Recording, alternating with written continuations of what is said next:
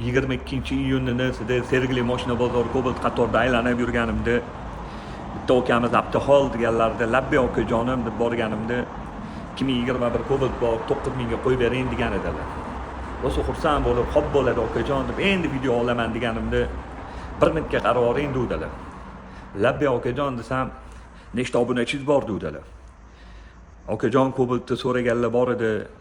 Shuni qo'yib yuboringlar, 1 soatda telefon bo'lib oformit qilib olishadi desam, "Xo'p, obunachingiz nechta?" deganlarida 4409 ta obunachim bor desam, "Qo'ymay qo'ya qoling" dedilar.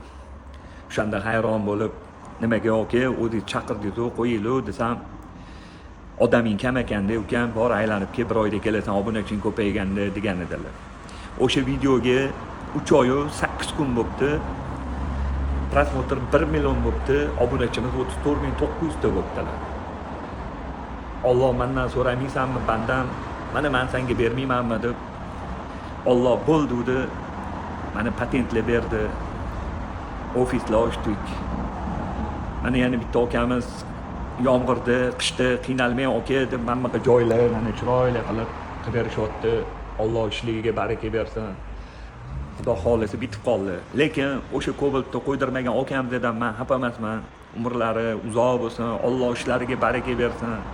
Xonadonlarda yaxshi kunlar, yaxshi to'ylar bo'lsin. Sizlarni ham boringlarga shukr. O'zi Sergeli Moshina bozorida ba'zi bir odamlarga yalinib yurardim, qo'yinglar deb. "Yo ukam, kechqurun soat 1-2 larda telefon jing'illab miyam og'ritadi, uyqumni bitishadi" degan ba'zi bir aka-ukalarimiz. Mana Xudo xolisa Alloh bo'ldi dedi.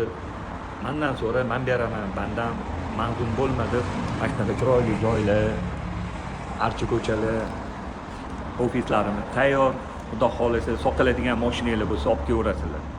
Yaxshi radnoyim, zalotoyim yaqinim, Abduhol Yusufdan ol.